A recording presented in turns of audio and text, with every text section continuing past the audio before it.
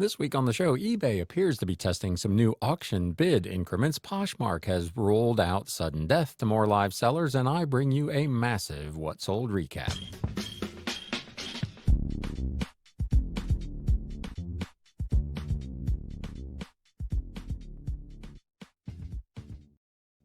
What is up, Galaxians? Welcome to episode number 289 of the Galaxy CDs Rocks and Flips Reseller Talk podcast. My name is Ryan, and I'm going to bring you a wee bit of reselling news this week. I covered probably the biggest news that I could find on Wednesdays Live. If you haven't caught that episode, we spent some time talking about the massive seller exodus that's going on over at Etsy. But this week I've got a couple of things going on over at eBay and one at Poshmark. And then we're going to catch up on 3 weeks worth of what solds. I've got, I think, 30.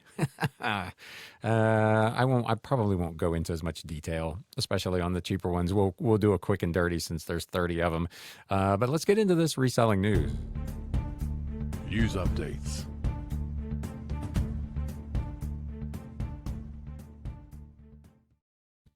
So this first one appears over on e-commerce bites, and I will, of course, link to these in the show notes and the video description down below. But there's apparently a problem. It's unclear whether this is a a glitch or if it is purposeful. But there's something going on over at eBay with IRS reporting that is causing a major cash crunch for sellers. Certain eBay sellers are dealing with a cash crunch because the company won't release their funds. The problem affects single-member LLCs who are unable to satisfactorily verify their tax identities through eBay's systems, despite having done so in past years. Sellers say the problem began the week of March 10th when eBay demanded that they verify their tax identification information, but didn't allow them to complete the necessary form, which many believed was due to a glitch. I don't know necessarily that that's the case. There appears to be some problems with the form. This re-verification thing does happen from time to time. Etsy has had me re-verify my personal tax information on 3 different occasions. So this is something that comes up occasionally. eBay has done it to me once, but not to the extent that what appears to be happening to these sellers. Sellers report they're facing financial peril. One said they don't have the funds to even pay their mortgage, even as they beg eBay customer support representatives for help in releasing their funds. There's a bunch of people discussing this, some of whom have gone to the extent of actually contacting the IRS to get a form from them saying that the information that they have is accurate and correct, but apparently there's no way to upload that correctly to eBay. On March 11th, a seller posted about the same problem, saying that they are also a single-member LLC, and eBay put their funds on hold until they updated their Form W-9, which is the form, of course, that you have to fill out to provide your tax information to these platforms. The seller said that under the tax classification section, eBay only had a drop-down box with 3 options for LLC, C Corp, S Corp, and partnership, and that the option for individual sole proprietor was not available. Now, this would not, again, I'm not a tax accountant or a lawyer, but I think it should probably read something like single member LLC or something like that, because individual sole proprietor is another tax classification not inside the LLC. Now, the IRS does, as this article, I believe, points out further on down, treat a single member LLC for tax purposes as a sole proprietor, which gives you some options in terms of some of the forms that you fill out and some of the identifying information that you use. But it is an option, and it appears to be missing from eBay's drop-down menu on their current W-9. If you've been caught up in this, let me know in the comments down below if you're listening over on Spotify or if you're watching on YouTube. It does appear to only be affecting businesses, individuals who are registered or are trying to register as a single member LLC. If you're actually an S Corp or a C Corp or a partnership or a legitimate sole proprietor and not an LLC, it doesn't sound like you're having these issues. It's a very specific group of people that this seems to be affecting. They go on to say in the article, there should be a fourth option in that drop-down box, but there is not. Until I get this resolved, my payouts are on hold. They added everything else on the form, including their business information, tax information, which included their social security number and their employee identification number, was correct. And when they called eBay, the rep advise them to consult my tax advisor. I'm not sure how that would be helpful if everything in eBay's system is correct and eBay is the one that's saying that there's a problem. My small business is drowning, another seller said. Having the same issue, I've got bills to pay. A notice that eBay sent to a seller read in part, we have received notice from the Internal Revenue Service twice in 3 years stating that the combination of the name and taxpayer identification number, name TIN combination on your account with us, with eBay, is incorrect. A name TIN combination is incorrect if it does not match a name TIN combination shown on the records of the Social Security Administration or the IRS. So let's say that you are registered as whatever, your name doing business as Galaxy CDs Rocks, and you have submitted them your social security number or your EIN.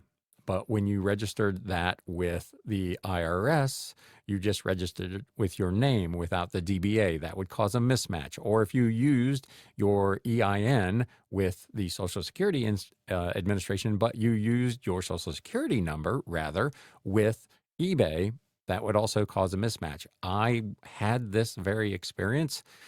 Gosh, when I first started, I filed my taxes one way. I did not, because I had set my eBay account up originally way back in 2000 when I was running a different business. I had had it set up another way, and it caused a mismatch, which I had to correct. Now, as a sole proprietor, I did not run into any of these issues. My funds were never on hold.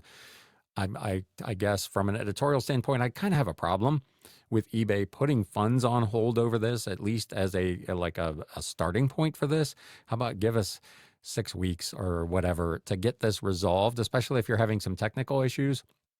Tying up all of a seller's money does not seem to be, in my opinion, really the right way to go. It also said further down, because of the notices we've received from the IRS, we are now required to disregard any future name TIN combinations you furnish to us for your account, whether or not you certify your TIN under penalties of perjury, unless the Social Security Administration, or in the case of an incorrect EIN number, the IRS, validates your name and TIN combination. Also, the IRS may charge you a $50 penalty for failing to provide us with your correct combination. So this is potentially going to be a very difficult thing. You're going to have to get the IRS or Social Security involved to even get this thing fixed. The IRS website explains that for income tax purposes, an LLC with only one member, as I mentioned, is treated as an entity disregarded as separate from its owner, because the IRS treats those single member LLCs for income tax purposes as sole proprietors. Note, it treats them as that, not it classifies them at that, which is what eBay is trying to do with their dropdown. So that's kind of a problem, and gives them the option of entering either their Social Security number or the LLC's EIN. It's unclear, according to this article, if the problem sellers are facing is an eBay problem, an IRS problem, or both. More likely, it is some combination of the two of those. Or it could just be caused by a mismatch between information sellers gave to the eBay years ago, like I did, and the tax ID number or information that they use now to file their taxes rather. So this is a real big mess. I don't know how many sellers are affected by it. Apparently, from the word on the street, in the message boards, and in the community posts, it's a not insignificant number. And again, from my perspective, I feel like holding all of those funds is probably overkill at this point. It is tax season. I assume they were able to appropriately issue 1099s already for all these businesses, so I don't understand, I guess, why the stuff would be on hold right now. Nonetheless, that is an issue going on over at eBay. Again, let me know down in the comments below if this is one that you have been caught up in. This is an interesting one also. This is over on Value Added Resource. eBay is testing increasing auction bid increments for low-priced items. Initially, it was unclear whether this was a glitch or limited to just very specific items. eBay has since confirmed that it is, in fact, a test. That's what this article now leads with. eBay community staff have confirmed this is an intentional test being conducted by the product team. Some eBay users reported last week issues with the eBay auction bid increments, raising the question once again, was it a glitch, a test, or a permanent unannounced change? We now know that it is, in fact, just a test. The issue was reported in the buyer section at eBay community forum. What's up with eBay bid increments right now? Okay, the writer says, have I lost my mind? Did they make a change? I'm looking at and bidding on a handful of auctions that are below $25. Should be 50-cent increments for bids. Some below $5 that should be a 25-cent increment, and they are forcing $1 increments. What's up, man? Here's a pic of trying to place a bid. Note the $1 increment. Some of these auctions I place bids, you should see $1 bid increment in the bid history. And there is, if you're watching on YouTube, here you can see on the screenshot, the only options. It shows a current bid of $225.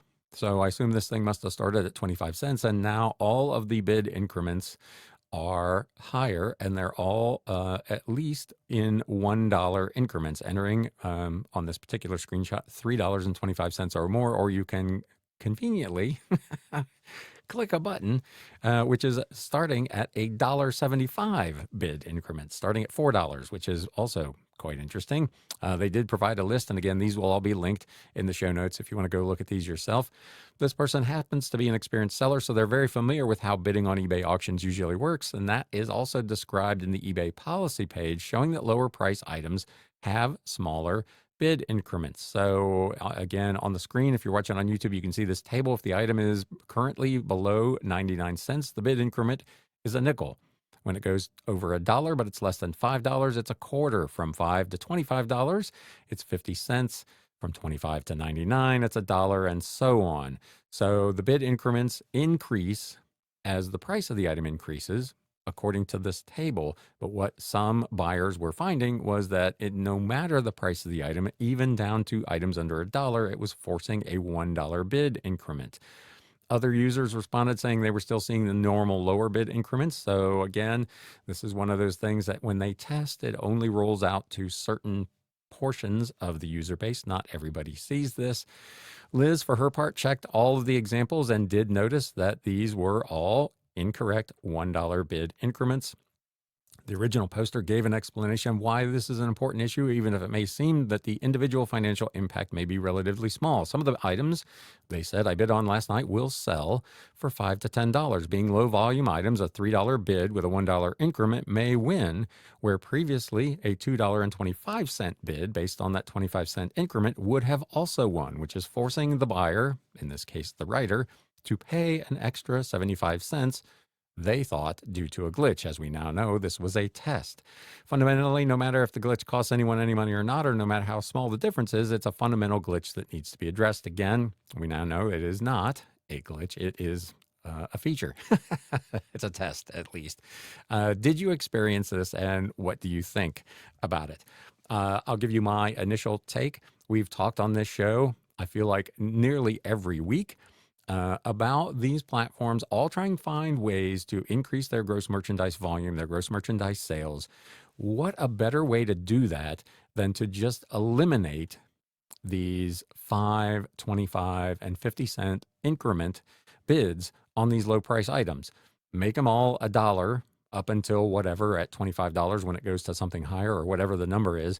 And suddenly an item that would have taken potentially 3 or 4 bids to get over $1 and another couple of bids to get over $2 and so on, all of a sudden quickly is $2, $3, $5. Those items, theoretically, and I'm sure this was the point of the test, will people bid a $1 higher bid for a chance to win this particular item? And does that move the needle in terms of gross merchandise volume for eBay, or will people be put off by the fact that they can't bid in a 5-cent or 25-cent increment, and they just won't bid at all, and the item will sell at the lower end of the price? My expectation is most people probably have no idea that these bid increments are this low. Only really seasoned eBay sellers and buyers would probably have any idea that you could make a bid of 5 cents or 25 cents more and that would be valid. All most people would know is what they see on the screen. And if it says I got to bid an extra dollar and this is an item that I want, I'll probably bid the extra dollar. So this could be a play for eBay to quickly and fairly easily increase the average selling price of auction items at those lower price points. Let me know what you think of that take and what you think of the auction bid increment update. Last bit of news for this week, Poshmark is rolling out sudden death option to drive buying urgency in live Posh shows, but not all sellers are particularly pleased with that, as is usually the case with these things. The sudden death feature for Posh shows rolled out to more sellers, helping drive buying urgency for the live stream shoppers. It was first introduced at PoshFest in 2024 and allows sellers to the choice, rather, to run auctions with a timer that doesn't reset. So as you're doing a live show, Whatnot has the same thing. You can set sudden death. Either the timer, when it gets under 1 second, if somebody bids, the timer resets back to whatever you set. In this case, the last person to bid is the winner, regardless of the amount. They're rolling this out now. It doesn't seem to indicate that it's rolling out to everyone, but it is rolling out to more live sellers. So that's an interesting thing. It was only initially available to a handful of sellers. It's now expanded. Some users, as I mentioned, though, are less than impressed. There are rarely enough buyers in most Poshmark shows to make sudden death a necessary feature. It makes much more sense on other platforms like Whatnot, as an example. Poshmark keeps trying to shove live shows down our throats when it's not their forte, said this writer. eBay is experiencing similar sentiments. We've talked about their push for live selling and that it has met some resistance and has not been super successful. I don't sell on Poshmark. I was kind of under the impression that this was more popular maybe than it appears to be, but there was a lot of pushback on this. Another writer said, boo, yet another example of them only giving a F about live shows. Meanwhile, there are a lot of buyers who hate shows and refuse to shop that way. Where are the app improvements for them? Again, it's their sandbox. If they want to focus on live selling, which is the current hotness, that's what everybody's into because of this massive success of Whatnot. That's where their focus is. If that's not how you want to shop and that's not how you want to sell, my personal feeling is that's okay. If you're not a buyer that wants to buy in a live show, go find that item listed in regular listings. If you don't want to do a live show, you can put your items up just as regular listings, and none of this has to affect you. So I'm a little, I don't know. I fail to understand why people are that bent out of shape about it, unless there are, like on eBay's case, a ton of other issues going on over at Poshmark. You can let me know in the comments down below. Again, I don't sell over there, so I'm not that familiar with any technical issues that might be going on over there, but there you go. It's good for 0.00001% of live users who have thousands of pieces from pallets, so good for them. Still doesn't solve there are very few buyers here. I just have to say that in all the years I've been selling, I usually had a dry spell for a few days. Now it's 10 days, no sales, no traffic. I've been posting very popular stuff at low prices, etc., etc. Sudden death is for Whatnot and one live seller that sells bags and has huge shows on Poshmark, said another. The only people asking for this are making over $1 million a year in pallets and replica purses. Nobody with normal volume would need this. Let me know what you think of those takes on Poshmark. Are you doing Poshmark live shows? Are you simultaneously doing Whatnot? What's your experience between the two? We are going to talk next, not this coming Wednesday, but 2 Wednesdays from now, again with Max, Common Ground Finds, Paper Gold, about Whatnot and eBay more in particular, and book selling, and we can get into this conversation about sudden death and auctions and all of that as well. But that's a really interesting, Poshmark is obviously putting a big focus on it. They're pushing out new features to more people, and a lot of their kind of, whatever you would call it, hardcore, diehard, regular listing sellers are not impressed with that. Speaking of selling, let's get into this massive What Sold recap.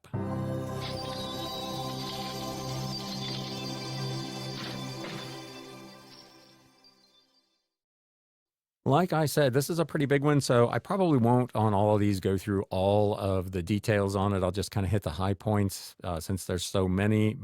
Good mix eBay, Etsy. I think there might even be a Mercari sale in here. So, this first one, Moral Philosophy or the Duties of Man by George Combe from 1843, published by William H. Coiler. This was a hardcover book. Had it listed for $29.99, received an offer of $24 because this was from the big 15,000 book lot, and I was into this for 4 whole cents. I went ahead and took that offer. My net profit on this sale after all the fees and shipping, $17.14. Love those old books. Legal books. I've bought a couple of big lots of legal books at really, really low prices over the years. They sell here and there, and they can bring fairly reasonable money. This is Page's Ohio Revised Code, annotated Title 51, Public Welfare from 1993. It included a supplement from, I believe, 1999. Had this listed and sold for $24.99 plus shipping. This was part of a big lot of legal books that I was into for 72 cents. So my net profit on this item over on eBay, $17.83. Book I picked up fairly recently at a sale where there were a bunch of religious books. I paid 20 cents for this. This was The Imitation of Christ by Thomas A. Kempis, published in 1953 by the Bruce Publishing Company. 12th printing, leather bound. The book itself was in fantastic shape and also included its cardboard kind of faux leather covered slipcase, which was not in quite as good a shape, but there was nobody else at the time I listed this that had one of these with its slipcase. So I listed this for $24.99, which is what it sold for over on eBay plus shipping. Net profit for this old religious book from the 1950s, $17.75. This was kind of a neat one. This I picked up, I've mentioned a couple of times the sale I was at, and the seller had 2 boxes of books set aside for someone else that they had been carting around for a couple of weeks to different sales that they had promised to someone who never showed up to get them. And the guy knew I was a book buyer and said, "Hey, I got these 2 boxes over here. Would you be interested?" To which I replied, "Absolutely." Ended up being 50 cents a piece for a bunch of books. This is The Village, a documentary book of rural Ohio village from its earliest. I don't recall off the top of my head the name of the village that this book was specifically about, but I can tell you that it did sell to that village. An officer of the village reached out and made an offer on this book. It was listed for $29.99. He made me an offer. Actually, I think he said he wanted it for $20. I told him I would split the difference and sell it to him for $25, and they bought it. They've already left feedback that this is a great addition to their township or their village archives. So kind of neat when you see an item like this end up with the organization that it's about. So pretty cool. This sold for $25. Again, my cost of goods sold 50 cents. Net profit after all the fees, $17.36. For sale on Etsy, and another old religious book, The Dictionary of Christ and the Gospels, Volume 2, From Labor to Zion. This was published by the Charles Scribner's and Sons Publishing Company in 1909. Big, probably 13 by 10 hardcover, big, heavy book. The pages were pretty clean. The cover was a little rough. Had it listed for $27.99, sold at my 10% off sale on Etsy for $25.19 plus shipping. This did sell through their offsite ad program, so unfortunately I paid $5.26 in extra fees for that. Cost of goods sold, this was from an estate sale, again, of religious books. I've had this for a couple of years. I paid $2 for this. My net profit was just $16.45 on this, mostly due to that $5.26 offsite ad fee. Not that I'm complaining again. Yes, I am. Essentials of Quantitative Chemical Analysis, a laboratory manual for colleges. Another old, this was probably 1940s era college textbook, hardcover. Had it for quite some time. This was part of a big lot of these type of books that I picked up for an average of 94 cents a piece. This was a book that I sent out an offer on at $26.24, which is what it sold for, plus shipping. Again, 94 cents cost of goods sold, not bad. Net profit, $17.87 for an old chemical analysis textbook. Back over to Etsy, the Armstrong Book of Interior Decoration, a first printing illustrated hardcover in its dust jacket from 1962, published by the Macmillan Company. Really nice old book about kind of mid-century modern interior design and interior decoration. It was in reasonably good shape, a little bit of wear on the dust jacket, but a fairly hard book to find. Listed for $29.99, sold on sale for 10% off for $26.99 plus shipping over on Etsy. Another one sold in the offsite ad program, so $4.97 in additional fees over there. This was part of the big 1,800 book lot that I bought. Gosh, now it's been, I don't know, 4 or 5 months ago. Paid 50 cents for this as part of that purchase. Net profit, $17.27. Another one on eBay, another old book, 1,000 Ways to Plead a Husband with Bettina's Best Recipes, published by A.L. Burt. This was like a 5x7 hardcover from 1917. A little bit of staining on the cover, quite a bit of tanning of the pages, but a fairly unusual item. Listed and sold on eBay for $27.99 plus shipping. Again, part of the big 1,800 book lot. 50 cents cost of goods sold. Net profit on this one, $19.61. This was from the 650 book purchase that I did back in, it was probably late August, early September. Corporate Crisis, NCR, National Cash Register, and the Computer Revolution from 1991. Hardcover with its dust jacket. NCR was headquartered, may still be headquartered actually in Dayton. This was from an estate sale in Dayton. This actually included the publisher's original press release, and it was signed by the author, which made this a little more valuable. These books routinely, I think, sell for $10 to $15. Because I had a little bit of extra with this and it was a signed copy, I listed it for $29.99, which is what it sold for. Again, the cost of goods sold, 38 cents. Net profit on this one after fees and everything, $21.28. Another one on eBay, another old religious book. Again, talk about these all the time. Love these books. This was part of the 15,000 book lot. I was into this for 4 cents. This was Christian Beliefs, Fundamental Biblical Teachings for Seventh-day Adventists. Hardcover from, I want to say, the 1950s. I've had this now for quite some time. It was on sale for $33.74. Got a watcher. I sent out an offer for an additional discount and sold it for $30.37 plus shipping. Net profit on this one after everything, $21.89. These old religious books. I was talking with some friends at dinner the other day. Love to find these. They are always good sellers. Hey, what do you know? Here's another one. The Reformed Church Hymnal, Order of Worship, partial edition from 1908, published in Philadelphia, leather cover in really, really nice shape. For a book from 1908, this thing looked almost brand new on the outside. Pages had a little bit of tanning, but it was a super, super clean copy of this. Listed it for $29.99 plus shipping, which is what it sold for. This was also part of the big 1,800 book lot, so I was into this for just 50 cents. This sold again $29.99, net profit $21.33. Sale over on Mercari, Alden's Cyclopedia of Universal Literature, Volume 6, which ran from Da Costa to Douglas, published in 1887.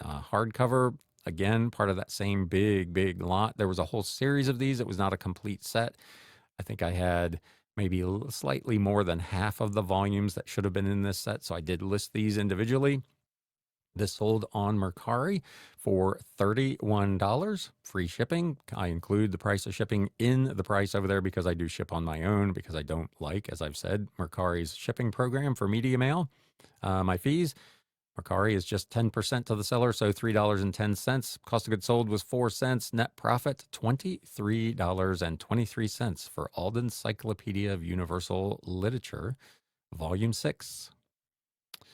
Back over to Etsy, Light of Asia by Edwin Arnold from 1883. This was part of a series of books, Arnold's Works, published by the Roberts Brothers in Boston. A little hardcover, again, probably a 5x7, not a full-size book. I had 2 or 3 of these from this series. Again, not a complete set, so these were all listed individually. This sold to someone in the United Kingdom for $32.99 plus $34.20 in shipping, which is just insane to me. But thank you very much. I will take that. Fortunately, this did not sell in the offsite ad program because I would have been paying 15% of $34 for shipping. Shipping was actually $34.20. So I would have lost almost $5 just in shipping, which would have been no fun. As it is, this book that sold for $32.99 netted me $25.18. Again, old vintage books on Etsy, as I talked about last week, can be a winner. Another one over on eBay, another one from the big 1800 book lot. This is Hal Borland's 12 Moons of the Year, 1979, a first edition illustrated hardcover in its dust jacket, ex-library copy. Actually in really nice shape, a little bit of fading on the cover, but pretty clean. Hard to find book. His works do not sell a ton, but there's not a lot of them out there. So this sold for $34.99 plus shipping. Cost of goods sold 50 cents. My net profit after everything $25.04 for Hal Borland's 12 Moons of the Year from 1979. Early Experience and Behavior, the Psychology of, or rather Psychobiology of Development, a second printing hardcover in its dust jacket, really big book from, I want to say, the 1960s. Dust jacket had a bit of wear on it. The book was overall in pretty clean condition. This was part of a big bunch of textbooks that I'm into for 91 cents a piece. It sold for $34.99 plus shipping. My net profit, $27.98. Cool old book, the Ohio at Vicksburg, Report of the Ohio-Vicksburg Battlefield Commission from 1906. Hardcover book with some illustrations. Really cool old book from obviously from the early 1900s, written about a group of Ohio soldiers at the Battle of Vicksburg during the Civil War. In fairly nice shape, had it listed for $44.99 or best offer. I received an offer of $35. This was part of a big lot that I'm into for 38 cents, so that seemed like a pretty good deal to me, and that's what it sold for. Net profit on this book, $25.14. When I find these really unusual kind of PhD or master's dissertations or theses or reports written for the government or whatever, I'll usually grab them, even if I can't find any comps, just because they're so unusual. And eventually I feel like someone will come along that's either a relative of the person who participated in writing it or the organization that's involved or something like that. And again, I can usually get them dirt cheap because nobody knows what they are. And most people assume that nobody's going to want them. So I can usually get them pretty right. This was part of a big lot. I'm into this for 91 cents. The U.S. Defense Laboratories by Woodrow W. Everett Jr. This was written by Ski Press in 1981. Nice hardcover, library type hardcover, good condition, signed by the person who wrote it. I had it listed, I think, for like $42.99 or something like that. It sold on eBay on an offer for $37.49 plus shipping. Again, 91 cents was my cost of goods sold, so I made $29.92 on this book that probably everyone else would have completely passed over. This was an interesting sale. So this is 5 books, none of which individually were really worth all that much money, but it ended up being a pretty good sale. These were all kind of vintage seamanship and sailing books. So I've got Sail Boston, the official souvenir program from 1992, the Johnny Walker boating book from 1965, Nautical Emergencies, Seamanship for the Unexpected, which was from, I believe, the 1960s, Piloting, Seamanship, and Small Boat Handling by Charles Chapman, which was from, I believe, the 1950s, and Piloting, Navigation with the Pocket Calculator from 1976. 5 books all about sailing and sailing ships that all went to one buyer. They paid full price, full listing price for everything I had up. Some of these were on sale, but these 5 books ended up totaling $38.70 plus shipping. Pretty neat sale. Again, I talk about all the time, I don't mind to list lower value books. I'm usually into them for next to nothing. So if it sells for $5, $6, $8, $10. I'm actually okay with that, but you get a lot of these instances. I think there's another one coming up here in a few minutes where someone will buy a whole series of these at once, and it ends up being a lot more fun. Again, this is $38.70 on this sale plus shipping and tax. The buyer paid $50.22 total. I was only into these 5 books for a grand total of $1.53. So my net profit on this deal for 5 books was $32.12. Again, a lot of sellers might not have wanted to mess with 5 books who had a total value of less than $40, but this ended up being $32 net profit. Quick and easy to pull, pack, and ship. I'll do these all day long. Another one on eBay. I had 2 of these that had different art on the dust jackets. I sold one of these probably 6 or 7 months ago. The other one has finally sold. This was Calcula's Level Up Fantasy Dojin by Fred Perry, a graphic novel from 2013, autographed. Again, I had 2 different versions of this with different dust jackets. The actual cover of the book was the same, but the dust jackets were different. You may recall I've talked about this sale a couple of times that Cincinnati Picker was at and had done a video where he said that the sale was a scam. He hadn't found anything that was worthwhile in there, and I picked up a ton of kind of vintage and kind of 90s through early mid 2000s manga and graphic novels and stuff for 50 cents a piece that have brought just killer money. This thing sold, I think I had it listed for $49.99. I got an offer of $44.99. Again, I'm into it for 50 cents, so I took it. I've said it before, that sale for me, John, I know everybody's experience is different. He didn't have a good time at that sale. I have made a killing from that sale. After everything, my net profit on this book was $38.78. Another religious book, The Easter Book by Francis X. Weiser from 1954, illustrated hardcover in its dust jacket, published by Harcourt Brace Company. This was in reasonably good condition for a book from the 1950s. Fairly hard to find. Was into this. This was part of, I mentioned a couple of months ago, I drove to a place in kind of northern Indiana to do a buyout of an old church library. This is one of the books from that. I'm into this for 21 cents. It sold on an outbound offer for $46.74 plus shipping. After fees and everything, my net profit, $38.42. This is one I picked up at an estate sale. I paid a couple of bucks for this. It is a reprint of a vintage book. This is the Recollections and Private Memoirs of Washington, published by, written by G.W. Park. It's a Custis reprint, was in fantastic condition. This sold over on Etsy. It's a fairly hard book to find. I had it listed for $52.99. It sold for $47.69 plus shipping. Again, I paid $2 for this at an estate sale. My net profit, $40.95. No offsite ad fee. Thank you very much. Another one on eBay. This is one from a different estate sale that had a bunch of art, kind of instructional books and books on graphic design and printing and printmaking. Really interesting sale. Ton of really cool old books from the 1920s kind of through the 1950s.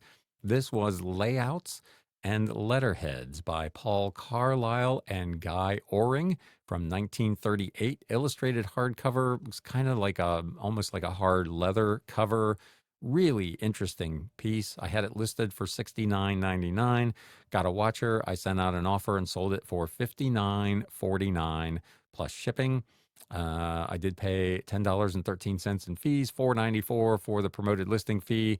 My total cost $28.21, but I still made $42.42 on this book. So old art and old printing books can be pretty decent. Another one on eBay. This is another one from the 1800 book lot that was full of big old historic art books. This is Mosaics of Roman Tunisia by Michel Blanchard Lamy.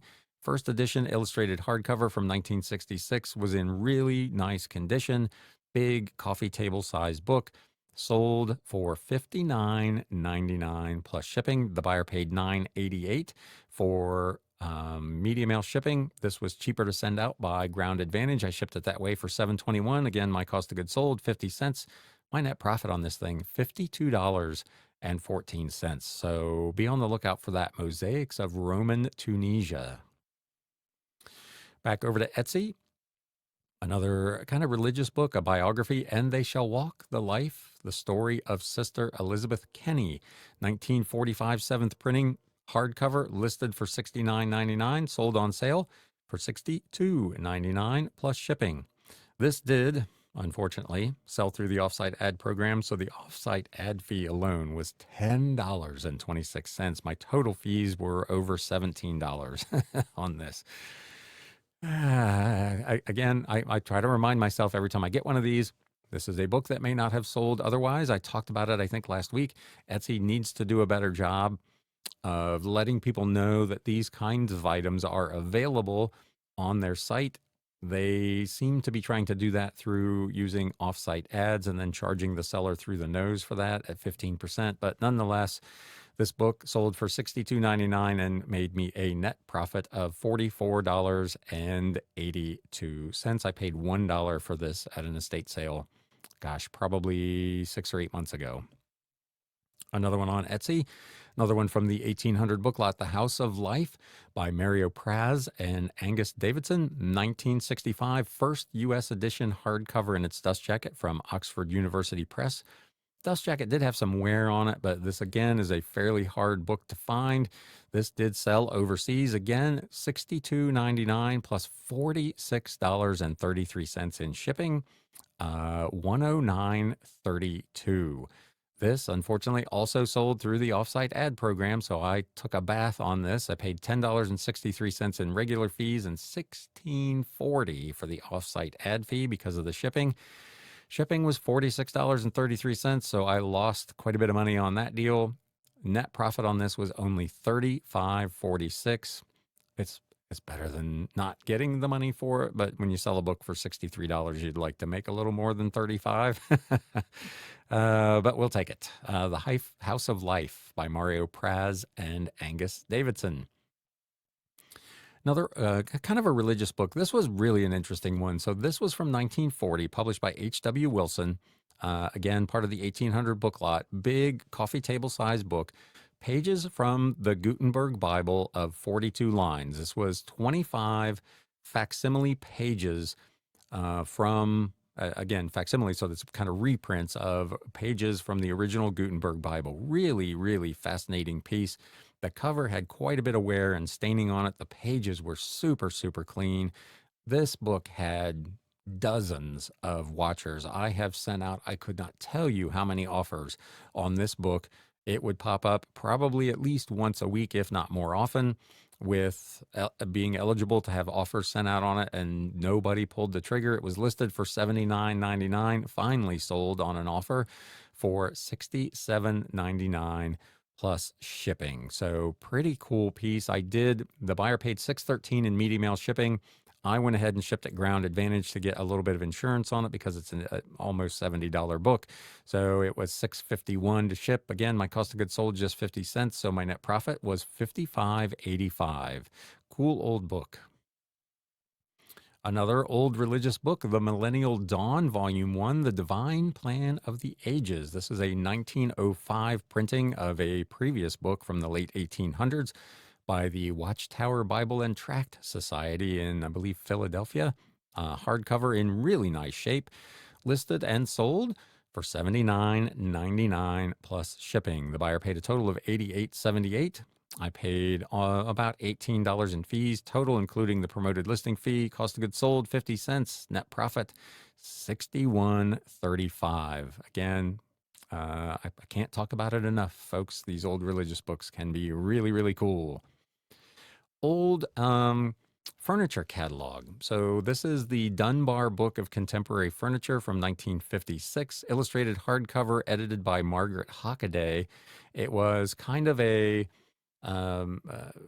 almost like an art book, but it was also a catalog of the furniture designs. I can't remember the guy's name. The company was Dunbar. Mid-century modern kind of furniture. Really cool book. Dust Jacket did have some wear and some damage on it, but these are really hard to find in their original versions. I've seen a few like trade paperback versions, but not many hardcovers with a Dust Jacket. So I aimed a little high on this and got most of it. I had it listed for $99.99. Did send out an offer to a watcher and sold this for $84.99. My cost of goods sold was just 50 cents. After fees, I paid a total in costs of $26.86, leaving me with a net profit of $65 and a penny on this Dunbar book of contemporary furniture from 1956. Big sale here. Again, a bunch of modestly priced books, but the buyer bought 10 items. Some of these were as cheap as $4.99. Some of them were as high as almost $20, but the net total of these 10 books, which were mostly related to art, there was one random children's book in there, but a really, really cool collection of books that this guy bought from artists and art instructors. Kind of a neat collection. 10 books, paid a total of $100.40 for the items plus shipping and tax. The total was $123.95. This was discovered, unfortunately, through promoted listings. So I did pay almost a little more than $26 total in fees. But my net profit on this ended up being $77.83 for a bunch of books that were individually fairly low value. But I was into them again for next to nothing. The average of these was like 36 cents. My total cost of goods sold on these 10 books was just $3.58. So that's a deal I will take every time. This one I talked about a little bit. I posted this one over on Instagram, and I did talk about this at the Wednesday Live. This is Ira Moskowitz, Great Drawings of All Time, a 4-volume set from 1962, illustrated hardcovers in slipcases. 3 of the 4 slipcases were pristine. One of them did have some damage. The books themselves were essentially like new.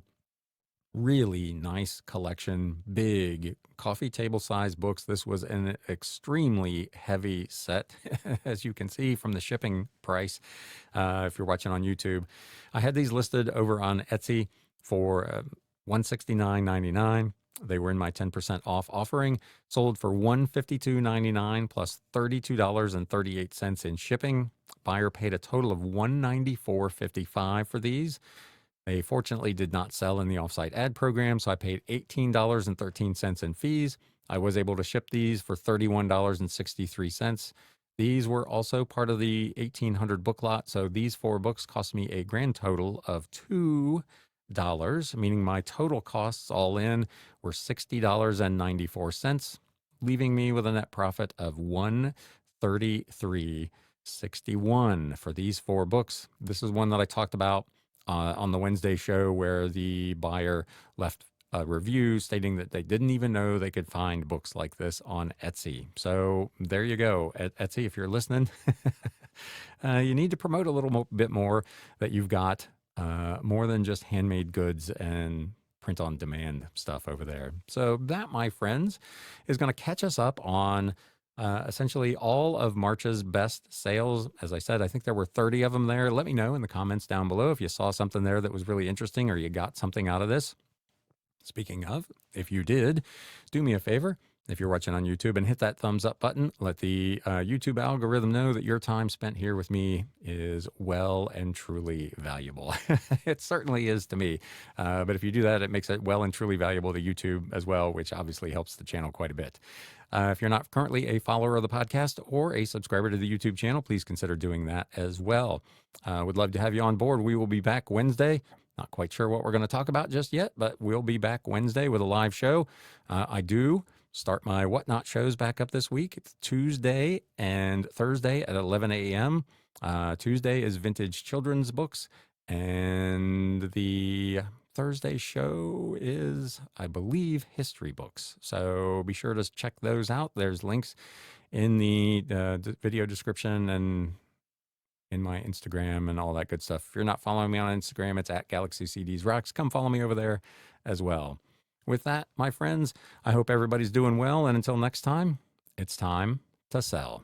Thanks, guys. You have been listening to the Galaxy CDs Rocks and Flips Reseller Talk podcast. Thank you so much for tuning in, and we will catch you again next time.